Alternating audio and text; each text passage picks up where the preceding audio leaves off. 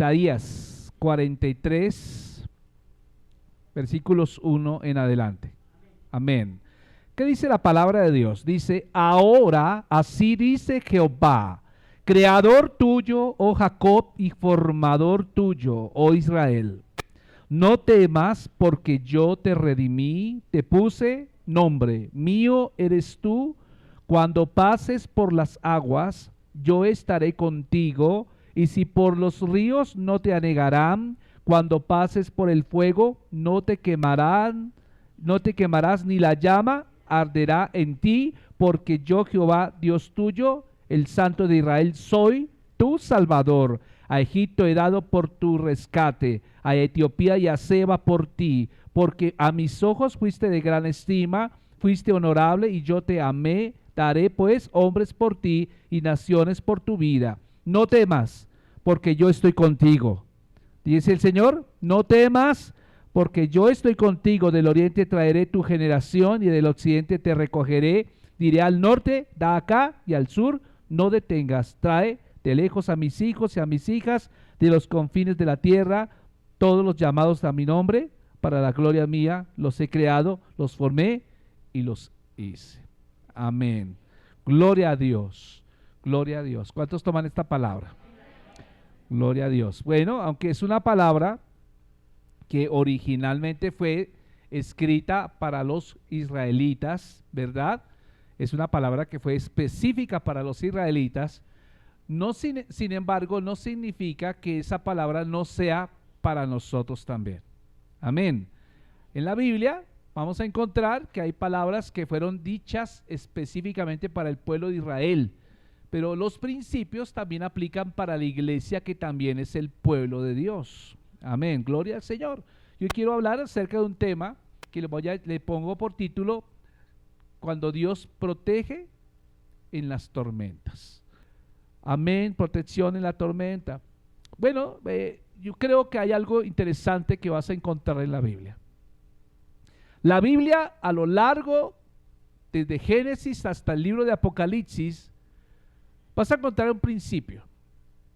Cuando un versículo bíblico se repite, o un principio se repite a lo largo de la Biblia, eso significa que para Dios es importante. Amén. Cuando un principio se repite a lo largo de la Biblia, por muchas ocasiones, significa que para Dios es importante. No así cuando tú encuentras un versículo bíblico, gracias, y descubres que solamente aparece una vez que otra, muy poquitas veces. ¿Qué significa? Que para Dios no es tan importante como el otro. ¿Me entiende lo que estoy diciendo? ¿Por qué lo digo? Porque muchas sectas han surgido de textos aislados que no tienen más testimonios dentro de la palabra de Dios. En el caso del tema que hoy voy a tratar, hay muchos testimonios, hay muchos testigos. Por ejemplo, hoy estamos hablando de que Dios protege en las tormentas. La Biblia, por ejemplo, voy a tomar algunos pasajes, no, hay muchos más, hermano, hay muchos más pasajes, pero por ejemplo, si abren la Biblia en Josué capítulo 1, vamos a encontrar que el principio aplica para Josué también. Cuando leemos la vida de Josué, por ejemplo, dice desde el versículo número 5: nadie te podrá hacer frente en todos los días de tu vida. Como estuve con Moisés, estaré contigo, no te dejaré ni te desampararé. ¿Quién dijo esto? Se lo dijo el Señor. ¿A quién se lo dijo? A Josué. Ahora, note algo interesante. El versículo 6 dice: esfuérzate y sé valiente, porque tú repartirás a este pueblo por heredad la tierra de la cual juré a sus padres que la daría a ellos. Solamente esfuérzate y sé muy valiente para cuidar de hacer conforme a toda la ley que mi siervo Moisés te mandó. No te apartes de ella ni a la diestra ni a la siniestra, para que seas prosperado en todas las cosas que emprendas. Ahora, vean ustedes que en este pasaje bíblico, como en el de Isaías, el Señor está prometiendo lo mismo. Dice: no te quemarás, si vas a pasar por un río no te anegarán. O sea, ¿qué es lo que está diciendo el Señor? Está diciendo que cuando Dios pone un propósito en tu vida, pueden venir tormentas. ¿Aló? Cuando Dios pone un propósito en tu vida, van a venir tormentas, pero Dios promete su presencia en las tormentas. ¿Qué quiere decir? Que las tormentas no te van a hacer daño. ¿Por qué no te van a hacer daño? Porque Él está para protegerte. Porque cuando tú estás en el propósito de Dios, Dios te protege. Ahora, Mateo 28:20. Mateo 28:20. Vaya conmigo a la Biblia. Mateo 28:20 repite el mismo principio. Dice la Biblia, escuche bien, enseñándoles que guarden todas las cosas que os he mandado, y he aquí, yo estoy con vosotros todos los días hasta el fin del mundo. Note que está en presente progresivo. Yo estoy, no estaré. Yo estoy con vosotros todos los días hasta el fin de ¿qué? Del mundo. Ahora vaya conmigo a Juan 16:33. Juan 16:33, ¿qué dice? Estas cosas os he hablado para que en mí tengáis paz. En el mundo tendréis aflicción, pero confiad, yo he vencido al mundo. ¡Wow! ¿Qué fue lo que dijo el Señor? En el mundo tendréis ¿qué? ¿Cuántos le dan gracias a Dios por las aflicciones? ¿Cuántos le dan gracias a Dios por un problema? Es tremendo. El mismo Señor dijo, dad gracias a Dios en todo, no por todo. ¿Qué significa eso, hermanos? Que mientras estemos en esta tierra, vamos a tener dificultades. Ahora, pero también el Señor está diciendo, estaré contigo. Ahora, si tú miras tanto en el libro de Josué, Dios había llamado a Josué con un objetivo. ¿Cuál era el objetivo? Reemplazar a Moisés. ¿Cuál era la tarea? Introducir al pueblo de Israel en la tierra prometida. Eso era lo que tenía que hacer. Para eso se necesitaba esfuerzo y valentía, pero sabía Dios que Josué tendría que atravesar por problemas, pero Dios le dijo, así como estuve con Moisés, estaré contigo, no te dejaré ni te desampararé. En Mateo 28:20 leímos que el Señor le da la gran comisión a la iglesia, a los discípulos, que vayan y prediquen el evangelio a todo lugar, y aquí yo estoy con vosotros todos los días hasta el fin del mundo. Significa que cada objetivo que Dios nos pone va a traer consigo dificultades. ¿Aló? Repita conmigo, todo propósito que Dios ponga en mi vida va a tener dificultades. Juan 16:33 lo dijimos, en el mundo tendréis aflicción, pero confiad, yo he vencido al mundo. Ahora, vean ustedes, mi amado hermano, quiero simplemente que usted se concentre en lo siguiente. Si usted está en el propósito de Dios, usted por lo tanto estará bajo su protección. Dígale al vecino que está al lado, si tú estás en el propósito de Dios, no te preocupes, estás bajo su protección.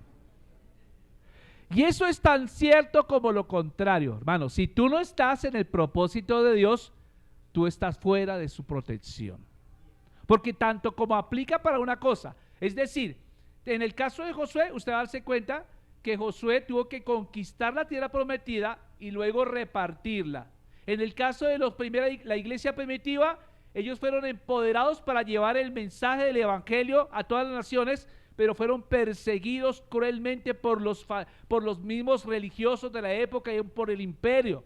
Si lo vemos desde el punto de vista del evangelio de Juan, el Señor mismo lo dice, en el mundo tendréis aflicción, pero confiad. Si lo vemos desde el punto de vista del Antiguo Testamento en Isaías, cuando el Señor estaba llamando al pueblo a volver a la tierra prometida, está diciendo, van a tener dificultades, pero en medio de las dificultades yo les voy a dar protección. ¿Qué significa? Hay un propósito, pero si hay propósito en tu vida, quiere decir que hay protección también. Ahora, pregunto en esta mañana, hermanos, quiero que se cierren sus ojos y pregúntese, ¿cuál es el propósito de Dios para ti? ¿Tú sabes cuál es el propósito de Dios para tu vida? ¿Cuál es la voluntad de Dios para ti y para mí? O sea, cada uno Dios en particular ha tenido un llamado particular, del cual tú ya tienes que saber para qué Dios te puso en esta tierra.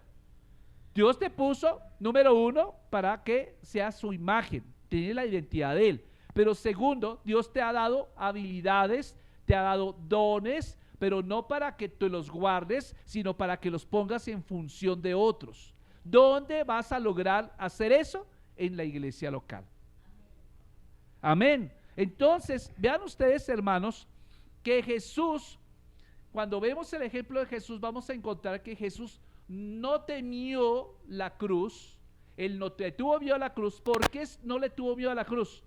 Él no le tuvo miedo a la cruz porque él estaba convencido de que moría en la cruz con un propósito. ¿Cuál era el propósito de que Cristo muriera en la cruz? Era traer salvación a todos nosotros. Era traer sanidad a todos nosotros. Amén. Era traer provisión para todos nosotros para que cumplamos su propósito en esta tierra. De tal manera que cuando Cristo murió en la cruz, él sabía que como iba a cumplir un propósito, Dios el Padre no lo iba a dejar en vergüenza. Y es así que la carta a los Efesios dice que el poder de Dios fue tan grande, fue tan supereminente, que la muerte no pudo retener a Cristo y Cristo resucitó.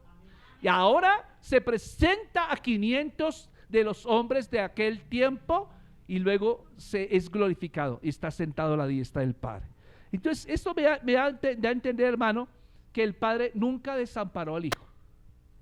El mismo Señor dice, mismo Jesús dijo que él era el primogénito de entre muchos. ¿Qué significa el primogénito? El primero de muchos hijos. Es el primero de muchos hijos. ¿Qué significa? Que el mismo principio que aplicó de protección sobre el pueblo de Israel y de protección sobre el Jesucristo, aplica sobre ti, que entiendes cuál es su propósito, su voluntad sobre tu vida. Y cuando tú entiendas su voluntad y su propósito en tu vida para esta tierra, ten seguro que tú estás protegido. Voy a hablar ahora de un ejemplo. Permíteme un segundo. Vete conmigo al libro de los Hechos, capítulo 27. Porque quiero relatarte cómo este principio aplicó de manera práctica en la vida de un hombre llamado Pablo. La Biblia nos dice que el deseo de Pablo era viajar a una ciudad llamada Roma, cuya Roma era la capital del imperio, de ese momento el capital del imperio romano. ¿Me entiende? Él iba resuelto a ir a esta ciudad porque era primero la capital del imperio y segundo porque siendo la capital del imperio era necesario predicar el evangelio allí. Lo que no sabía Pablo era el método con el cual iba a llegar allá, porque uno puede decir, bueno, yo voy a ir a predicar a tal punto y voy a coger el bus en tal parte, la flota la cojo tal vez en el terminal de transporte, o si es bien lejos, cogeré el vuelo tal a tal hora de la aerolínea tal y llegaré. Pero resulta que Pablo no tuvo esa oportunidad. Escuche bien esto. Para cumplir el propósito que Dios se había puesto en Pablo, Pablo efectivamente llegó a Roma, pero no llegó en primera clase, llegó como prisionero. ¿Cuántos dicen amén? Aún así, déjeme decirle que aun cuando Pablo viajó en una manera de prisionero, eso no significó que no tuviera éxito, porque la forma en que Dios cumple el propósito en ti no significa que sea el fin. El éxito no se mide por la comodidad o por lo que tú tengas. El éxito se mide es por lo que tú obedezcas a Dios.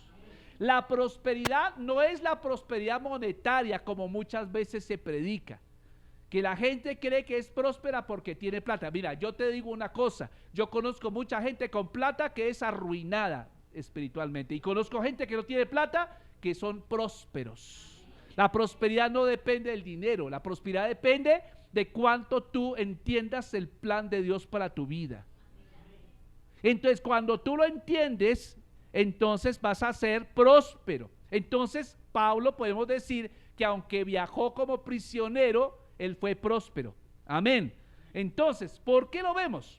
Cuando tú lees el último capítulo del libro de los Romanos, la carta a los Romanos, vas a darte cuenta que finalmente vas a darte cuenta que en Roma tenía muchos amigos y gracias al esfuerzo que Pablo hizo por viajar a Roma, aún como prisionero, muchos conocieron del evangelio. La carta a los Romanos surgió como una explicación del evangelio, mi amado hermano. Si usted quiere saber qué significa ser cristiano, léase la carta a los Romanos. Y la experiencia en Roma, usted la va a encontrar resumida en el capítulo 27 de Hechos y en el capítulo 28.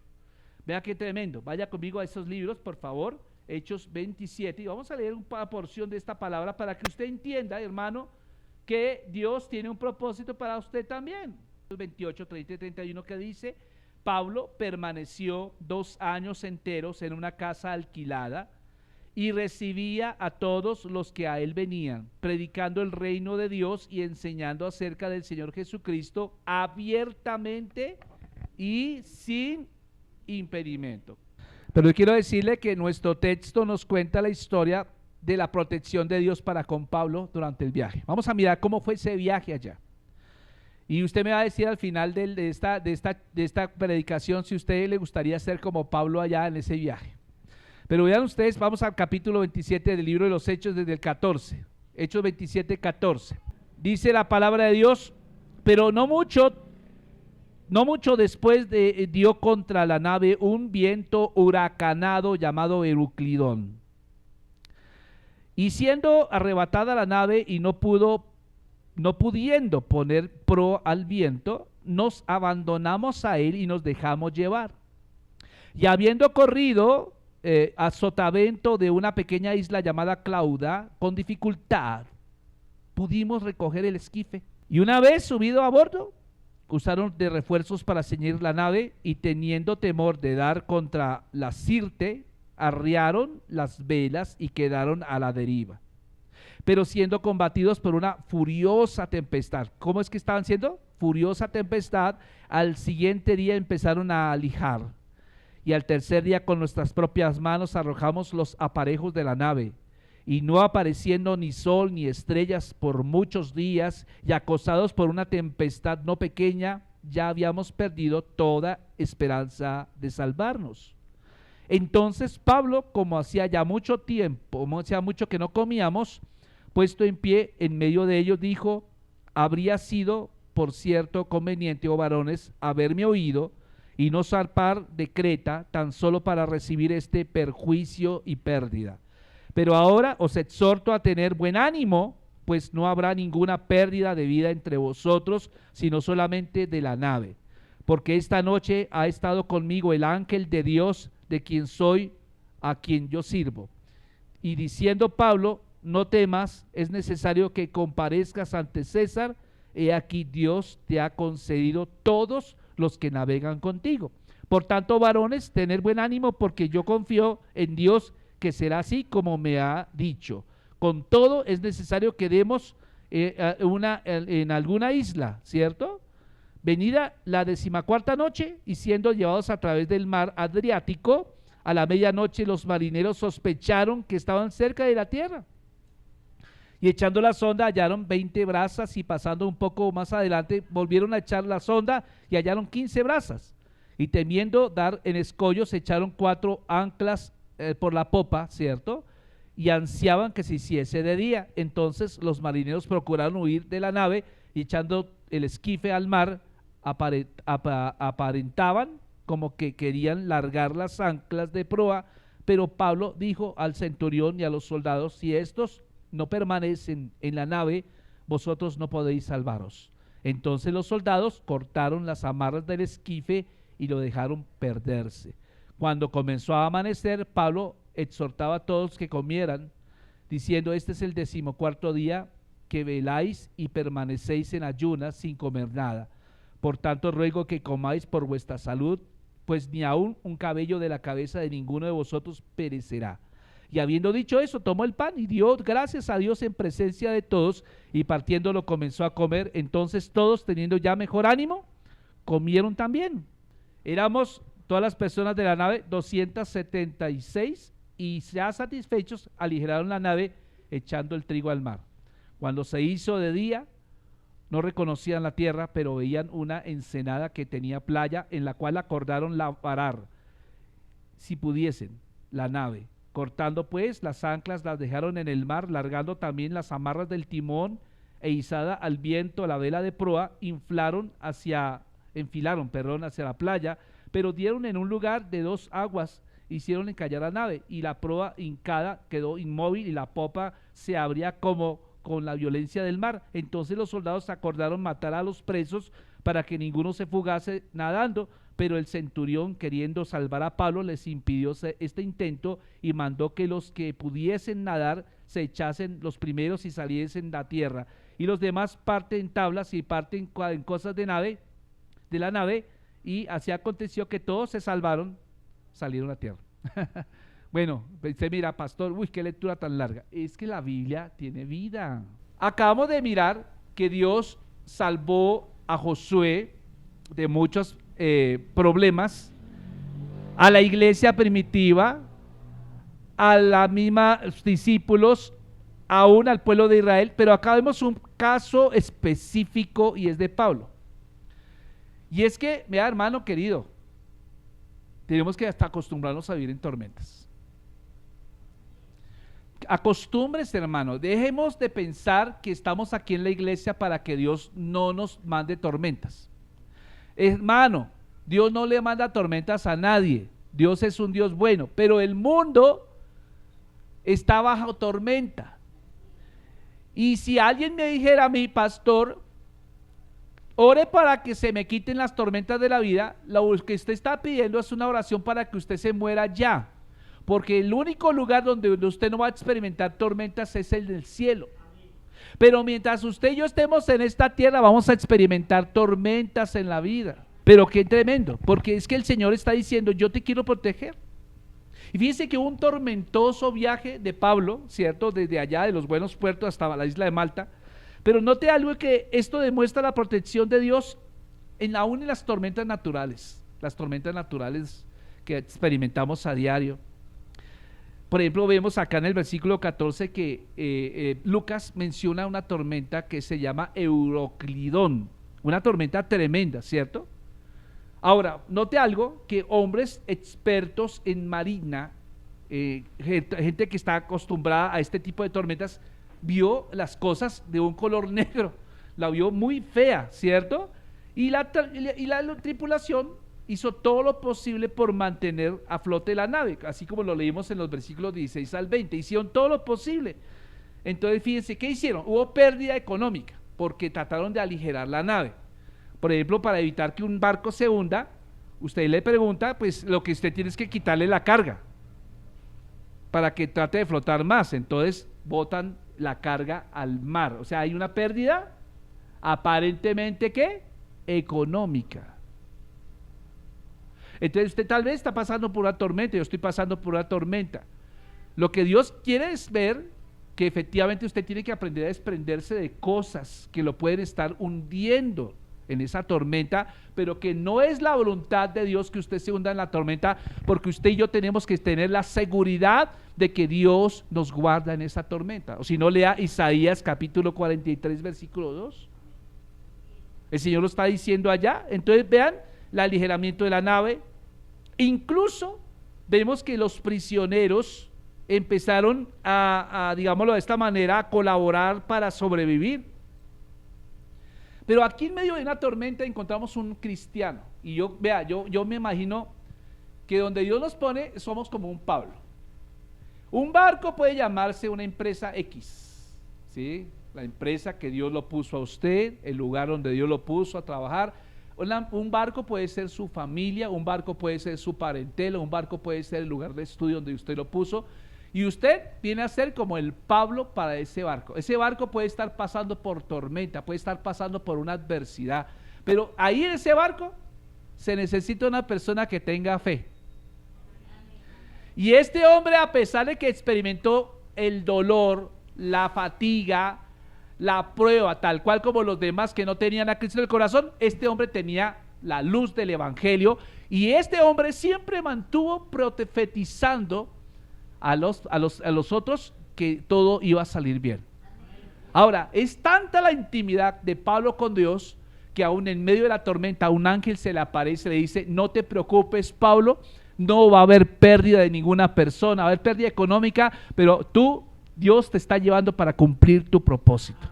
Ve, hermano, cuando pasan este tipo de cosas usted puede estar completamente seguro. Hubo una pérdida económica, déjeme decirle, cuando usted está en el propósito de Dios, Dios le devuelve eso multiplicado.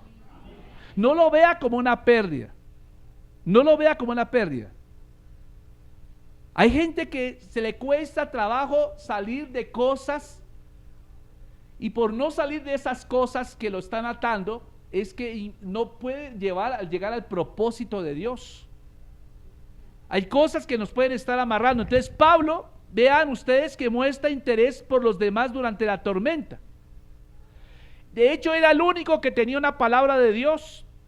Vean los versículos 22 al 24 de Mateo, de Hechos 27. Dice allá: pero ahora os exhorto a tener buen ánimo, pues no habrá ninguna pérdida de vida entre vosotros, sino solamente de la nave, porque esta noche ha estado conmigo el ángel de Dios, a quien yo sirvo.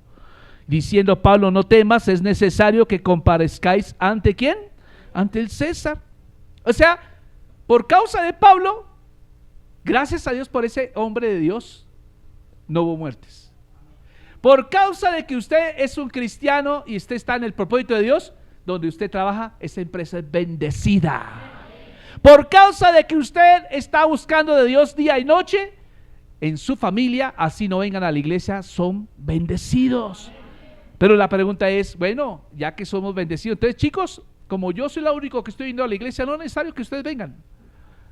Algunos me van a interpretar de esa manera. Yo le hago una pregunta: ¿será que esa es la voluntad de Dios? No, es que Dios quiere bendecirnos a todos, pero Dios, como decía mi pastora, Dios no tiene nietos, no tiene sobrinos, Dios tiene hijos e hijas. Y no son hijos e hijas, son hijos e hijas amados. Entonces, qué interesante, entonces qué tremendo, porque la palabra del Señor lo puso al mando de la situación. Cuando usted tiene la palabra de Dios en su boca y en su corazón, déjeme decirle, Dios lo ha puesto como líder allí donde usted está. Usted es un líder. Ay, pastor, pero es que a mí me da mucha pena hablar, no me ponga a predicar, no me ponga a orar, a mí me da mucho terronera poner a hablar. Hermano, alguien dijo que el tuerto es rey en tierra de ciegos. Y si usted tiene un poco de palabra de Dios, usted empieza a ser líder allí donde Dios lo puso. Créalo, hermano querido, nuestro Señor también ha prometido estar con nosotros en nuestras tormentas. El ángel se apareció allá en medio de la tormenta. Yo me imagino a Pablo allá, ese barco crujiendo, ¿cierto?, a punto de reventar, así el ángel allá hablándole: tranquilo, Pablo, estás conmigo, yo estoy contigo, no va a pasar nada. O sea, hay una protección en medio de la tormenta. Segunda, hubo una protección ante los soldados. Escuche bien esto, porque el capítulo 42 del libro, versículo 42 del Hechos 27 dice así: entonces los soldados acordaron matar a los presos para que ninguno se fugase nadando. Nótese que no pasó. Hubo una amenaza, sí la hubo, pero escuche, así escuche usted amenazas, no quiere decir que esa amenaza porque se haya dicho vaya a cumplirse. Regularmente cuando usted escucha malas noticias, estas malas noticias lo único propósito que tienen es ponerlo a usted en preocupación. Regularmente cuando una persona se preocupa por algo, nunca acontece. El propósito de la preocupación no es otra, sino es una herramienta eficaz en las manos del diablo para sacarlo a usted del propósito de Dios. Porque si Pablo se hubiera preocupado por esto, pues él dice: sí, nos morimos y se murieron. ¿Por qué? Porque se necesita tener convicción que aun a pesar de que estás en una tormenta, Dios es fiel para protegerte. O si no, léete el Evangelio de Marcos, cuando los discípulos de Cristo le dijeron, el Señor le dijo: vamos al otro lado, y en ese preciso momento Jesús se durmió en la barca, ¿recuerda usted?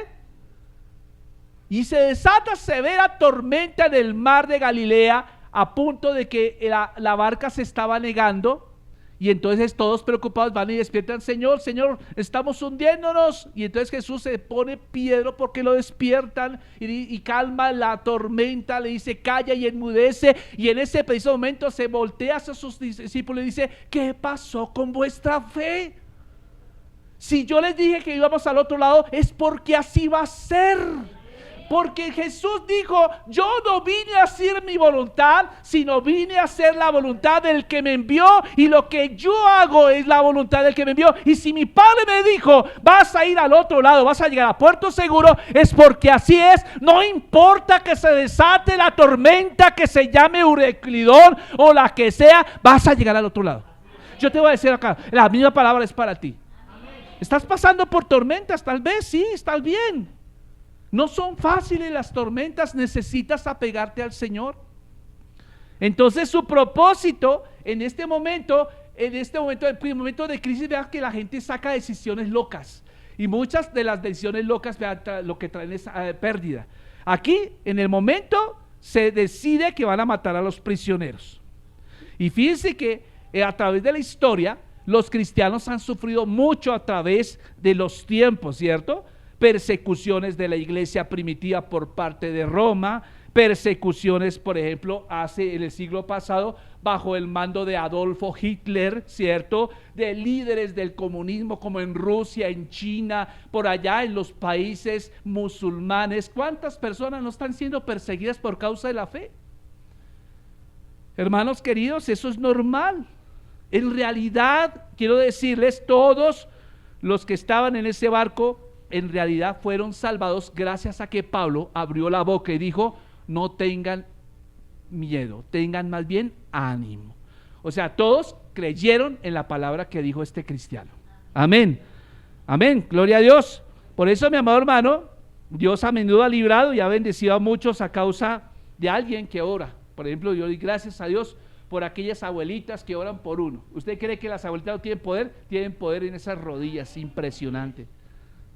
Vean el capítulo 28, versículos 1 al 6, y dice, estando ya salvos, ya llegaron a la isla salvos, supimos que la isla se llamaba Malta y que los naturales los trataron con mucha humanidad, porque encendiendo un fuego nos recibieron a todos a causa de la lluvia que caía y del frío. Entonces, habiendo recogido Pablo algunas ramas secas, las echó al fuego y una víbora, huyendo del calor, se le prendió en la mano.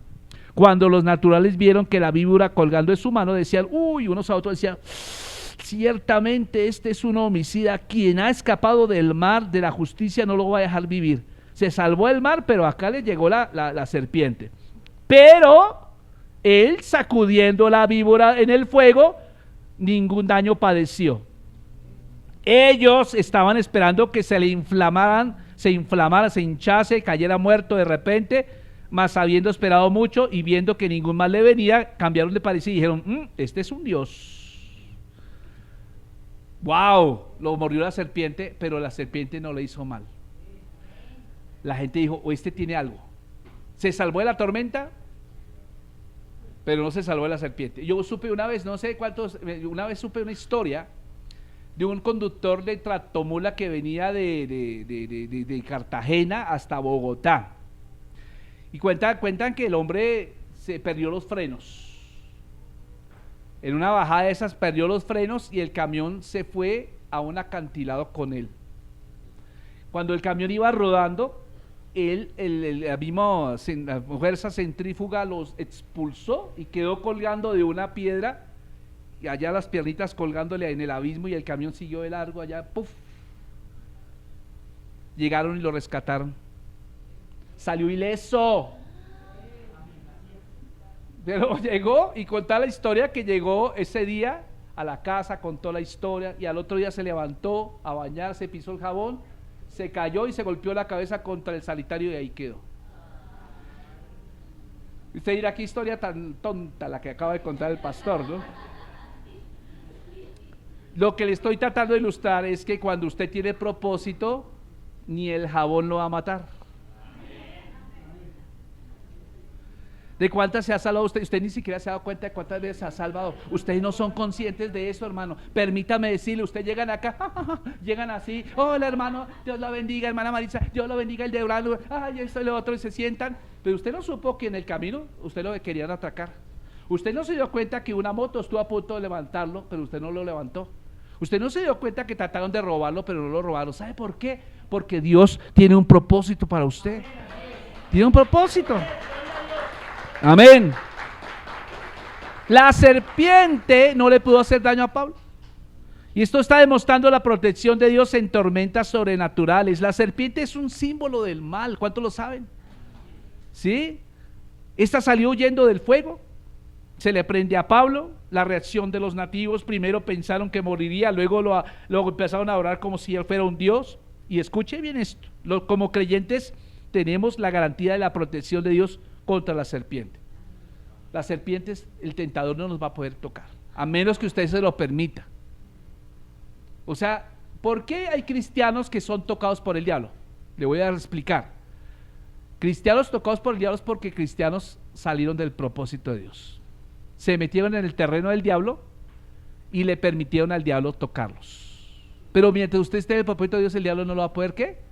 Tocar. ¿Qué es lo máximo que puede hacer el diablo con un cristiano? Tentarlo, invitarlo a hacer el mal. Pero finalmente quien decide es el cristiano.